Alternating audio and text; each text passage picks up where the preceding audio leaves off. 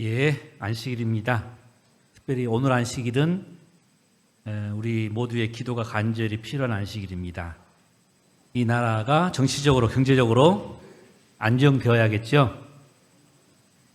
또 우리 교우들 가운데도 우리 신장모님 어제 수술 받으시고 다행히 중환자실로 가지 아니하시고 일반 병실로 가셨다고 합니다.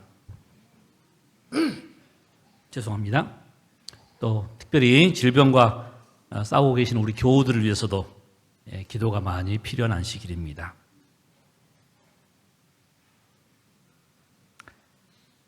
먼저 두 가지 중요한 광고하겠습니다. 오늘 저녁에 네팔 선교를 후원하기 위한 선교 후원 음악회입니다. 우리 합회 6개의 합회가 운영하는 전속 합창단, 중창단 외에 우리 사모님들 중창단, 그리고 아이리스 앙상블, 또 우리 갓디엘, 또 러브키즈까지 6팀이 등장하는데 선교지 후원도 되고 또 우리 합회가 이렇게 많은 팀 모여서 음악회 하는 일이 없습니다. 제 담당 일입니다. 저는 오늘 출장을 가야 되지만 제 담당 일이라 우리 소중한 선도들이 많이 와주셨으면 감사하겠습니다. 그리고 지난주 시곤에서 결정했는데요. 28일 다음 주죠. 안식일 오후에는 집에 갈 생각을 하지 마시고 오후에 밥 먹고 음악회, 연말 찬양도 하고 또 같이 함께 레크레이션도 하고 식사까지. 그날은 예배 끝나는 시간이 오후 5시입니다. 그렇게 생각하시면 같이 또 상품도 푸짐하게 준비할 테니까 참여해서 올 한 해를 잘 우리 감사하기도 하고 찬양하기도 하면서 이렇게 함께 보내기를 소망합니다.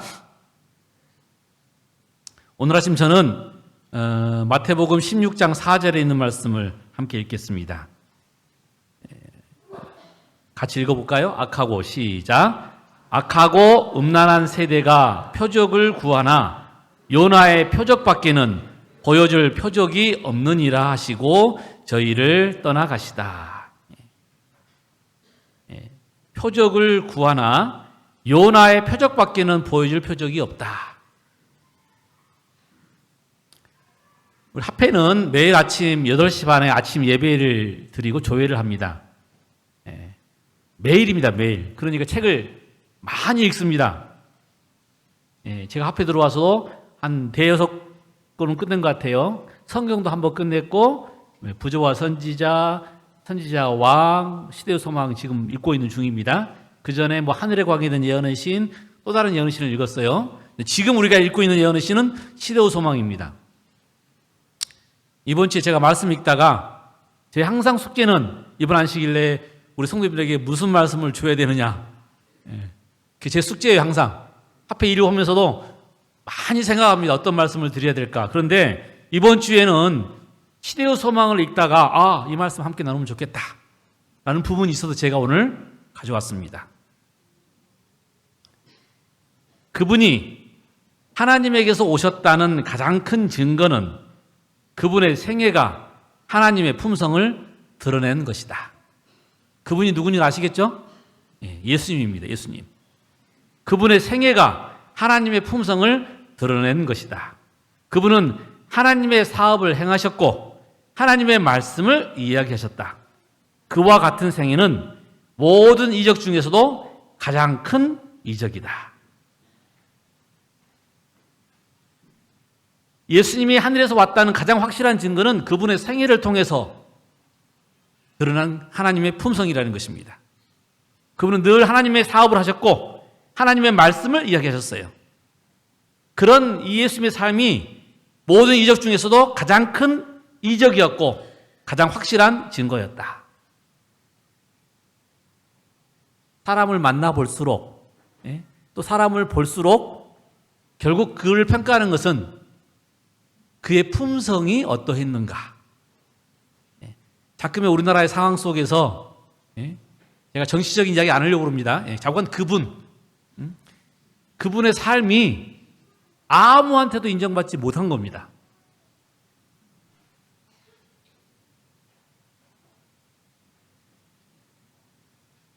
마찬가지예요. 교회 지도자도 마찬가지고 교회 지도자도 그분이 뭐 목사님이기 때문에 장로님이기 때문에가 아니고 그분의 이 품성을 통해서 삶을 통해서 우리가 뭐 하는 거예요? 그분을 알게 되는 겁니다.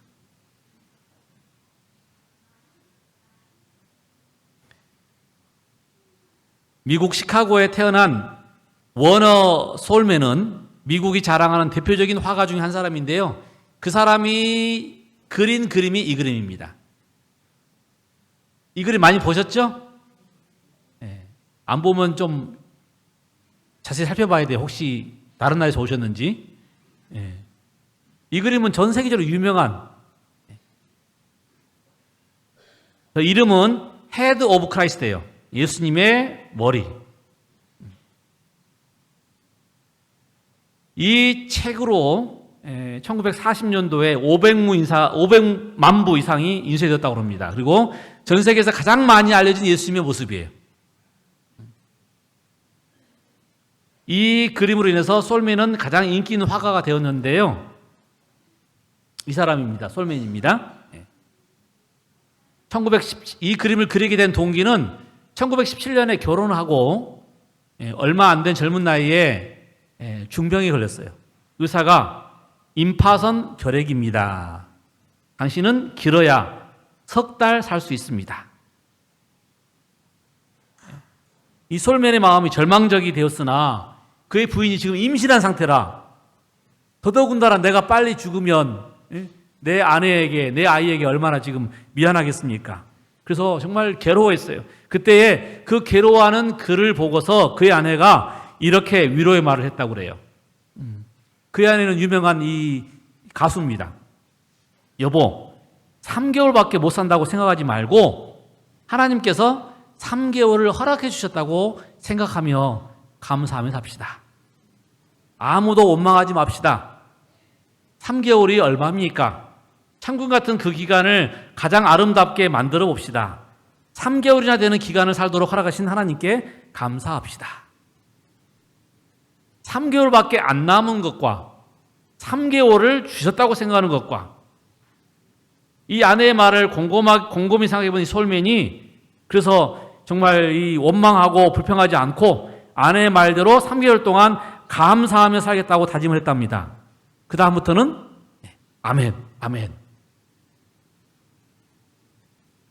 그냥 무슨 일이 있어도 그래, 그것도 감사할 일이야. 아멘.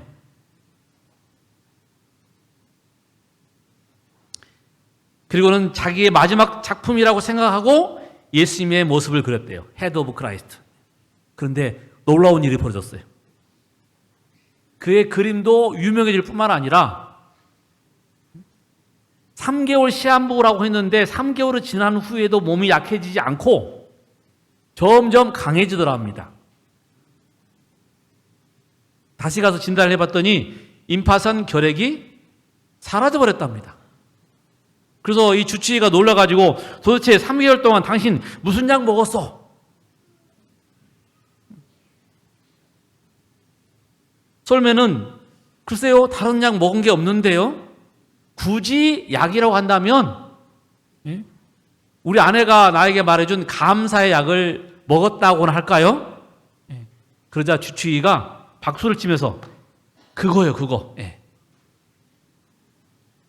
진정으로 나오는 감사는요, 놀라운 효과를 벌이는 것입니다. 그것이 명약이고, 그것이 최고의 항암제고, 그것이 최고의 해독제고, 그것이 최고의 치료제입니다. 여러분, 하나님께 우리가 감사하며 기쁨으로 살아가면 놀라운 일들이 벌어납니다.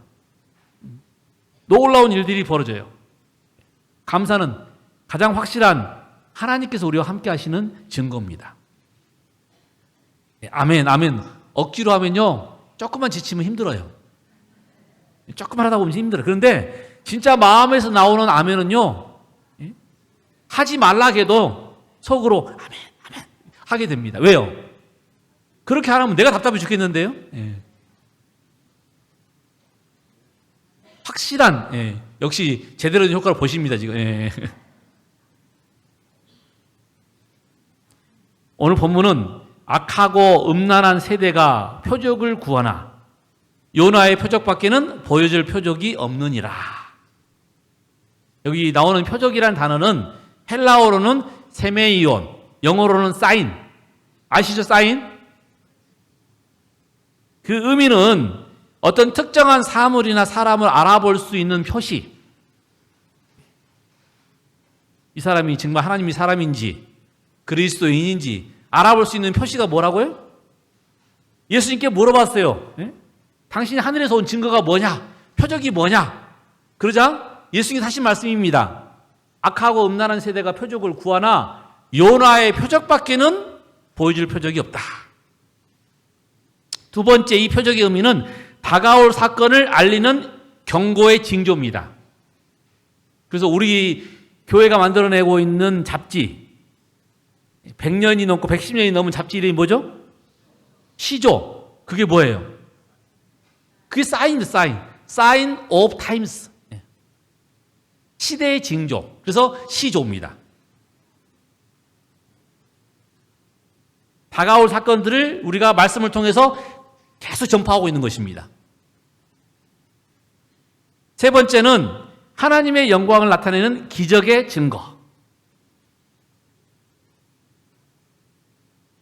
그게 표적이에요. 누가 나았다고 내가 간증을 하면 그게 뭐예요? 하나님의 치료가 있다고 하는 것에 대한 표적입니다.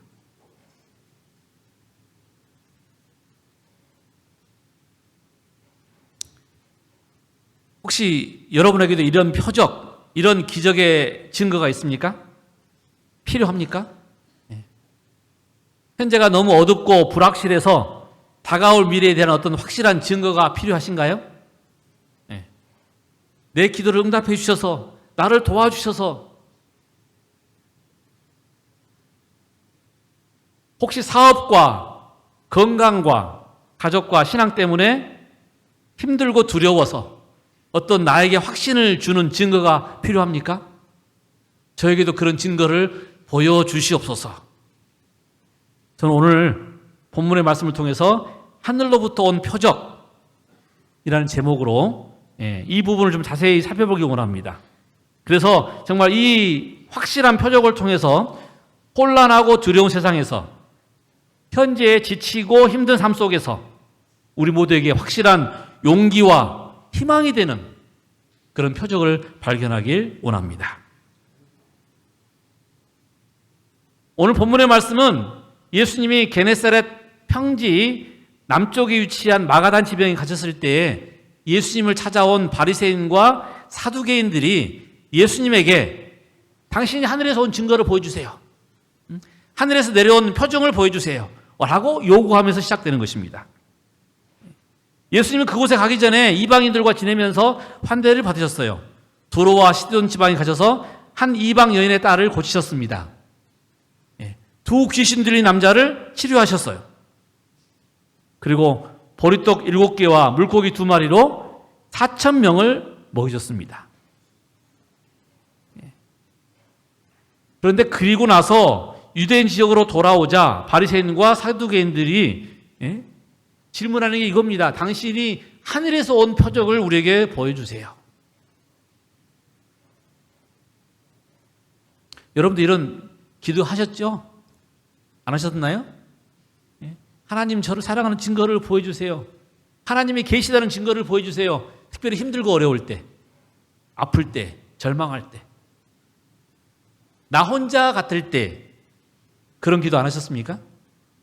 하나님의 증거를 보여주세요. 사실 예수님이 이미 본인이 하늘에서 오셨다는 증거를 사람들에게 보여주셨어요. 그의 신비로운 출생, 심내 요한의 증언, 많은 병자를 고치시고 죽은 사람을 살리시고 보리떡 몇 개와 물고기 몇 마리로 5,000명을 4,000명을 먹이신 증거를 통해서 예수님은 보통 분이 아니라는 것을 분명하게 증명했습니다.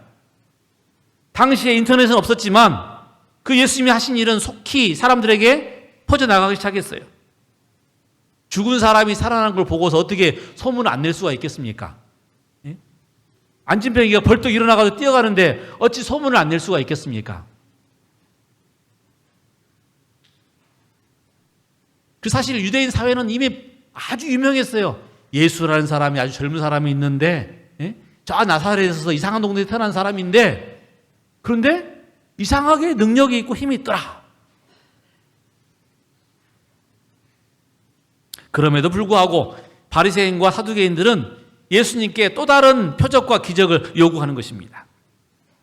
그러자 예수님께서 마태복음 16장 바로 전절에 너희가 저녁에 하늘이 붉으면 날이 좋겠다 하고 아침에 하늘이 붉고 흐리면 오늘은 날이 굳겠다 하나니 너희가 날씨는 분별할 줄 알면서 시대의 표적은 분별할 수 없느냐. 이게 Signs of Times입니다. 시대의 표적은 분별할 수 없더냐. 내가 이렇게 수없이 많은 일을 보여줬음에 너희들이 날씨는 구분하면서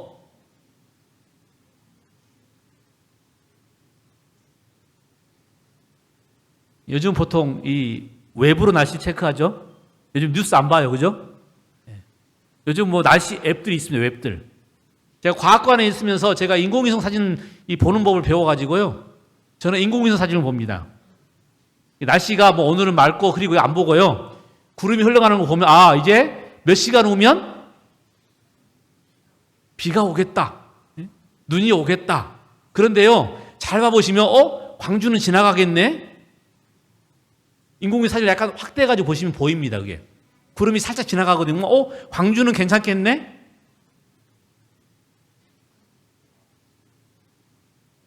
다 이게 노하우와 경험을 통해서 얻은 것이겠죠? 예수님께서 그래서 뭐라고 그랬어요? 너희가 날씨는 아는데 뭘 모른다? 시대의 표적은 모르는구나.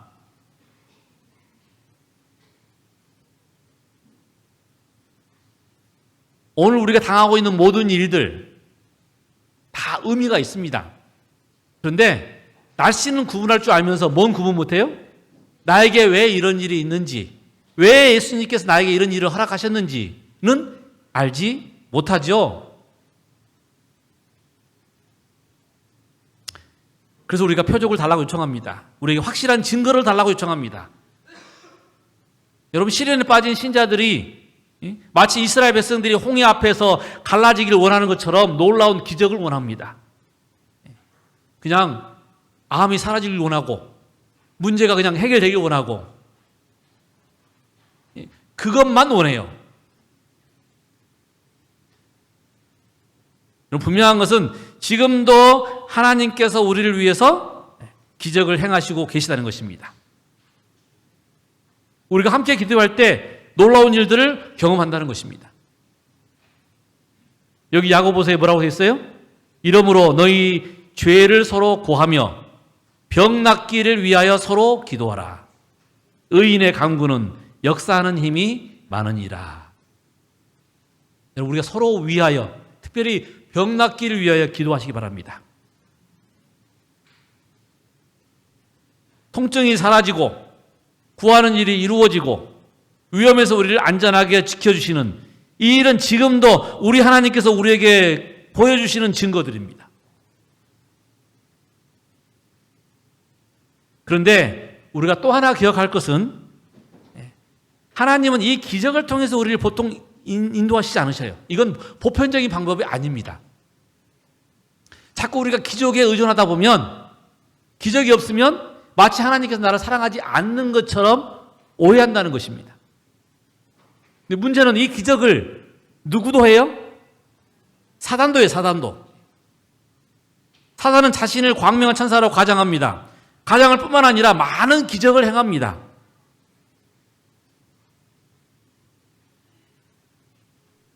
근데 만약 우리가 기적에 너무 의존하는 신앙이 된다면 사단이 그런 기적을 벌일 때 그게 하나님께서 온 것인지 사단이 행한 것인지 구별하지 않고 꼴딱 넘어가 버릴 수가 있습니다.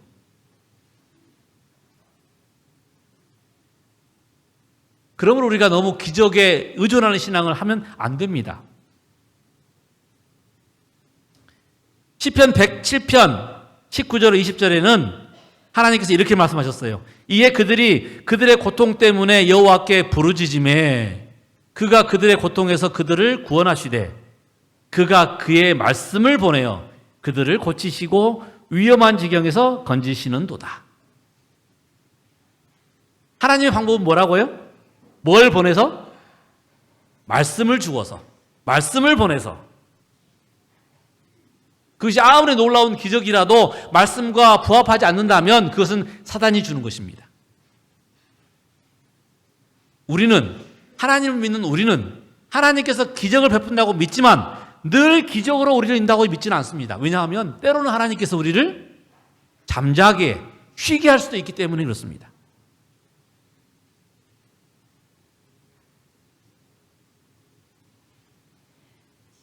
예수님은 부자와 나사로의 비유를 통해서 이렇게 말씀하셨어요. 누가복음 16장 31절에 모세와 선지자들에게 듣지 아니하면 비록 죽은 자 가운데서 살아나는 자가 있을지라도 권함을 받지 아니하리라. 죽은 나사로가 살아왔지만 이 바리새인들이 믿지 않았습니다. 왜요? 그들은 평상시에 모세와 선지자의 글에 따라서 순종하지 않았기 때문에. 죽은 나사로가 살아왔지만 여전히 그들은 나사로 까닭에 예수 믿는 사람이 많으므로 나사로까지 죽이려고 했어요. 여러분, 기적에 의존하는 신앙은 이런 문제가 터집니다. 그러므로 재림교인들은 무엇에 의존한다고요? 말씀에 의존하여, 말씀에 따라서.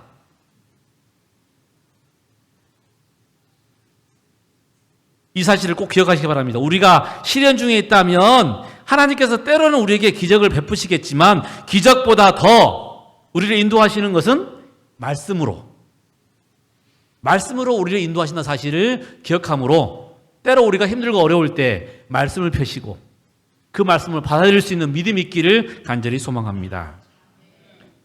자, 이제 예수님께서 보여주신 표적입니다. 그 바리새인의 대답을 하여 예수님께서 보여준 첫 번째 표적은 예수님의 품성입니다. 요나의 표적 밖에는, 여러분 이 요나의 표적이 뭘 의미하는지 아시죠? 예수님의 십자가를 의미합니다.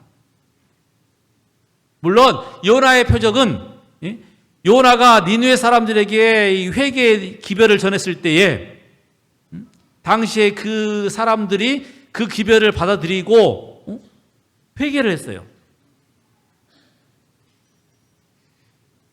그런 의미가 있겠지만 두 번째, 요나의 이 표적의 의미는 요나가 사흘 동안 물고기 뱃속에 있다가 다시 육지로 나왔죠. 그것처럼 3일 동안 무덤 속에 있다가 부활하실 예수 그리스도, 다시 말하면 십자가로 말미암아 죽을 예수 그리스도, 희생할, 우리를 위하여 희생할 예수 그리스도,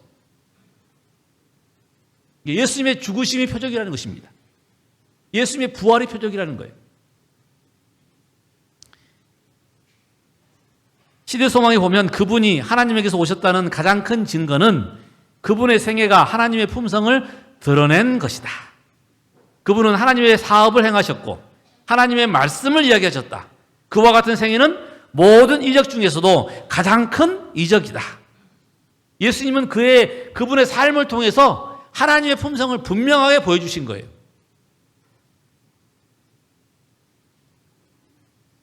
얼마나 오래 참았는지, 얼마나 많은 사람들을 사랑하셨는지, 얼마나 죄를 미워하셨는지 보여주셨습니다. 그것이 그분의 삶이었고 그분의 삶이 곧 표적이었다는 것입니다. 시대보 소망에 나온 말씀입니다. 예수님의 삶 자체가 그분이 하늘에서 오셨다는 증거였어요. 이기심 없이 사신, 온전히 하나님의 뜻을 따르신, 긍휼과 사랑이 넘치시는 이런 분이 또 세상에 어디 있겠습니까? 필립 얀시라는 사람은 이렇게 말을 했어요. 하나님의 사랑은 값없이 아무 조건 없이 온다. 내가 아무리 잘난 짓을 해도 하나님의 사랑은 커지지 않는다. 내가 아무리 못난 짓을 해도 하나님의 사랑은 작아지지 않는다. 하나님은 그냥 나를 사랑하신다.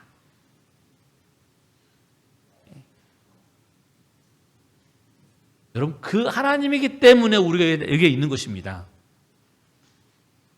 만약에 우리가 잘하고 못한 걸 따진다면 이 가운데 여기 계실 분 한 분도 안 계십니다.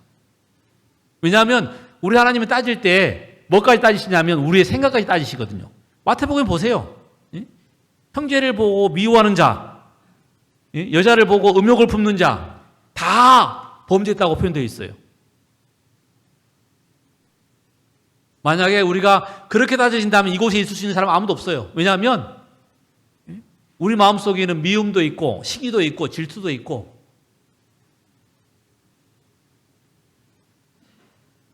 하나님이 우리를 사랑하심으로 우리가 여기에 있는 것입니다. 그런데 그 사랑은 우리가 잘못했다고 해서 작아지거나 잘했다고 해서 커지지 않는다는 것입니다. 왜냐하면 원래부터 크기 때문에 줄어들 수도 없고 커질 수도 없는 거예요.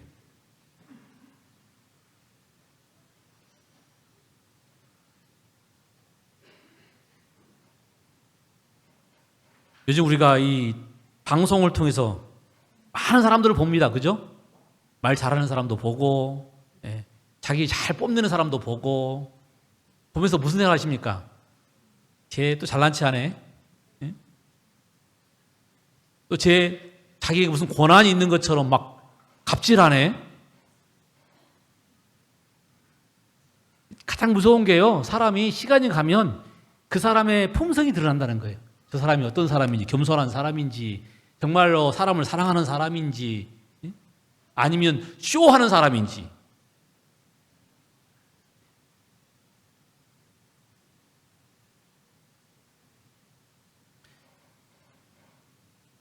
우리 하나님은 그것과 상관없이 우리를 사랑하세요. 우리가 지금보다 더 거룩하고 강한 믿음을 가지면 우리를 더 사랑하실까요? 아닙니다. 이미 하나님은 우리를 최고로 사랑하고 계세요. 혹시 우리가 죄를 더 짓고 타락하면 우리를 미워하실까요? 아닙니다. 우리 하나님은 우리 행위 때문에 우리 사랑하시는 게 아니라니까요. 여러분 자녀들이 있으시잖아요. 저도 두 아이가 있는데 그 아이들이 잘못해도 제 마음은 여전히 그 아이들한테 가 있겠죠. 그죠? 잘한다고 뭐 크게 바뀌지 않아요. 왜냐하면 그냥 내 아이니까. 누구나 아마 동일할 겁니다. 누가 우리 아이에 대해서 뭐라 그러면 기분이 나쁘고, 혹시 우리 아이에 대해서 좋은 말을 하면 기분이 좋고. 제가 목회하는 방법 중에 하나입니다.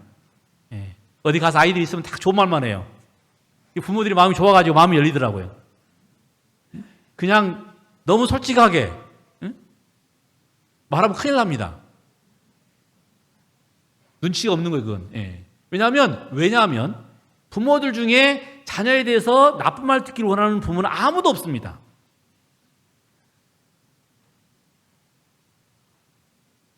왜냐하면 자녀는 지구에서 최고의 존재니까요.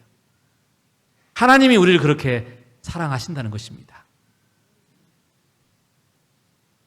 이 우주에서 우리를 그렇게 사랑할 수 있는 사람이 누가 있을까요? 하나님 아버지밖에는 안 계십니다. 예수님은 하나님이 그런 분인 것을 보여줬어요. 그래서 하늘로부터 온 표적이라는 것입니다. 예수님의 삶이, 예수님의 품성이 그걸 증거했습니다. 혹시 여러분 표적을 원하신가요? 나를 사랑하는 증거를 보여주세요. 내가 정말 이 어려운 가운데서, 이 질병 가운데서 좀 벗어나도록 하나님 도와주세요. 그렇다면 여러분, 오늘 이 말씀은 뭘 보라고요? 우리를 사랑하시는 예수님의 품성을 보라는 것입니다.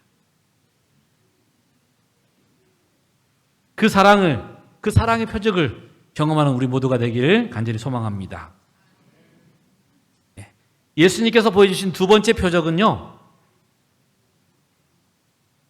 사람이 예수님과 함께 될 때 변화되는 것입니다. 변화되는 것. 가장 강력한 능력은 함께 있으면 변화되는 겁니다. 정말 여러분이 하나님과 함께 있으면 여러분 변화돼야 됩니다. 내가 변화되지 않았다면 곰곰이 생각해 보세요. 내가 도대체 지금 누구와 함께 있는지. 교회라는, 신앙생활이라는 혹시 옷을 입었는데 안에는 다른 욕심이 있지 않는지.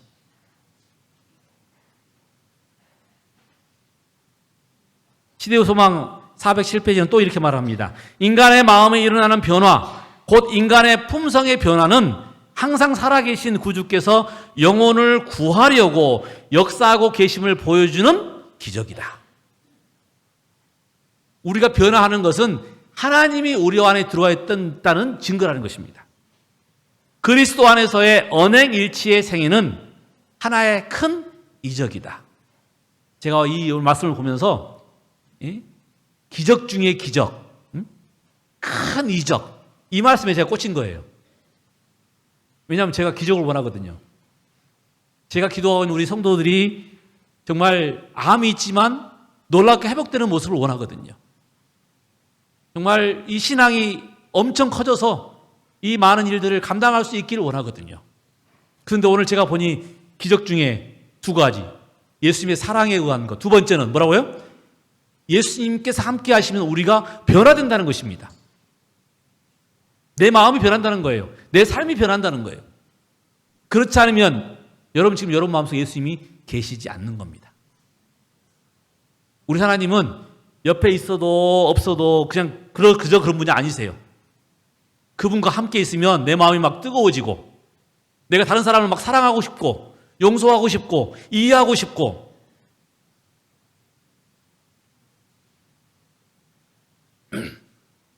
여기 생명도 없고 그 다음에 뭐 아무 말도 못하는 저희 신상이 아니에요. 우리 예수님은.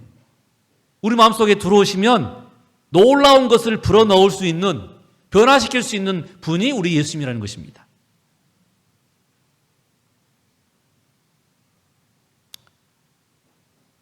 조정미 목사가 쓴 사람이 선물이다 라는 책에 보면 하나님을 만난 뒤에 자신이 어떻게 변화했는지를 이렇게 기록했습니다.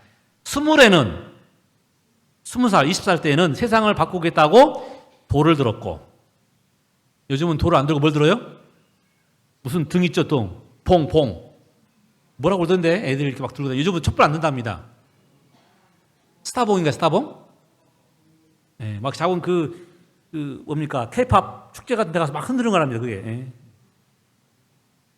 그 말이에요. 똑같은 말입니다. 30에는 아내 바꾸어 놓겠다고 눈초리를 들었고, 40에는 아이들 바꾸겠다고 말겠다며 매를 들었고, 50에야 바뀌어야 할 사람이 바로 나임을 깨닫고 들었던 것을 다 내려놓았습니다.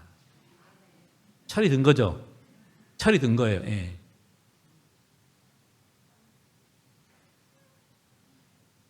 내 입장을 고집하는 것이 이기심입니다. 입장 바꿔보는 사랑은 결코 실패하지 않습니다. 그렇게 대하면 변할 것 같지 않던 사람이 변합니다.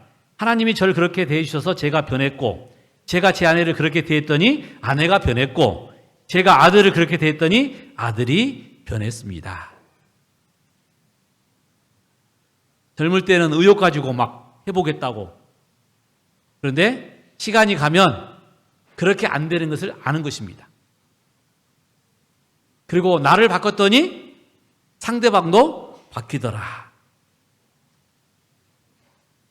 20대 대학생 시절에는 마음에 들지 않아서 데모를 했답니다. 근데 세상이 바뀌지 않더래요. 30대에는 아내가 마음에 들지 않아서 자주 다퉜답니다. 근데 아내가 변하지 않았답니다. 40대에는 두 아들이 마음에 들지 않아서 자주 나무랬답니다. 그런데 아들들도 변하지 않았답니다. 47살에 예수를 만나고 50이 되어서야 비로소 바뀌어야 할 대상은 그 사람들이 아니라 나인 것을 알고 하나님께 매달렸대요. 그랬더니 하나님께서 그를 받아주시고 그를 변화시켜 주시고 그가 변하니 그의 아내도 그의 아들도 시대 소망에 보면 하나님의 영광을 위한 열성은 성령이 심어주신 동기이며 오직 하나님의 능력만이 이기심과 위선을 몰아낼 수 있다. 이 변화가 하나님의 마음속에 일하시는 증거이다. 이 변화가 하늘에서 온 표적이다. 우리가 받아들이는 믿음이 이기심과 위선을 몰아내고 자신의 영광 대신 하나님의 영광을 구하게 될 때 우리는 그것이 성령의 역사인 것을 알 수 있다. 여러분 교회를 다녀도 자꾸 뭐 하고 싶은 마음 있어요? 높아지고 싶은 마음이 있어요.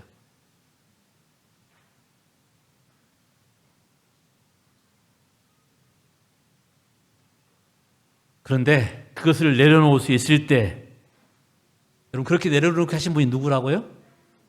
성령 하나님이십니다. 그런 변화가 하나님이 우리와 함께 하신 증거고, 그런 변화를 우리가 느낄 때 여러분 우리 마음속에 참 평안이 있다는 것입니다. 그럼 사람이 쉽게 변할까요? 변하지 않습니다. 그래서 뭐가 필요해요? 예수님의 능력이 필요합니다. 예수님께서 우리와 함께 하시면 변하지 않을 것 같은 사람들이 변하는 거예요. 그래서 사람들이 그 사람이 나 예수 믿어요. 소용없어요. 그 말 안 해도 변한 모습을 보고서 우리는 그 사람이 예수님 믿는 것을 아는 것입니다. 그렇지 않으면 설교만 잘하고 말만 잘하는 사람이 될 수 있어요. 목사들이 그렇습니다. 목사들이 가장 조심해야 할 거, 말만 잘하는 거.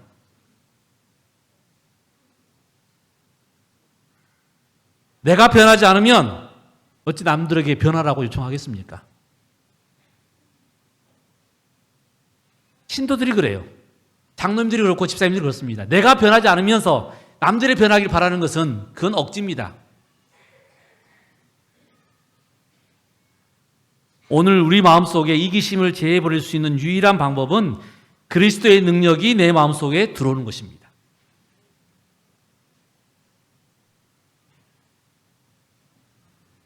저는 이제 말씀을 정리하면서 혹시 여러분도 힘든 상황 속에서 하나님이 함께 하시는 표적을 구하십니까? 여러분, 표적보다 중요한 것은 하나님이 약속하신 그 길, 예수님의 말씀을 구하는 그 길, 예수님께서 우리에게 보여주신 그 희생의 아름다운 품성이 오늘 우리에게 진정한 표적이고 그 다음에 기적의 증거라는 것입니다. 예수님의 품성을 더 깊이 깨닫게 되므로 우리도 그런 변화할 수 있는 삶이 되기를 간절히 소망합니다. 또한 예수님의 능력으로 이기적인 우리의 마음이 사라지고 변화된 삶을 통해서 예수님을 증거하는 여러분과 제가 되기를 간절히 소망합니다. 여러분 예수님 닮아가고 싶으시죠? 그런 기적을 보기를 원하시죠? 그러면 우리 마음속에 늘 정말 모든 것을 희생하신 예수 그리스도의 마음을 가지고 변화되는 여러분과 제가 되기를 간절히 소망하면서 오늘 말씀을 줄이겠습니다.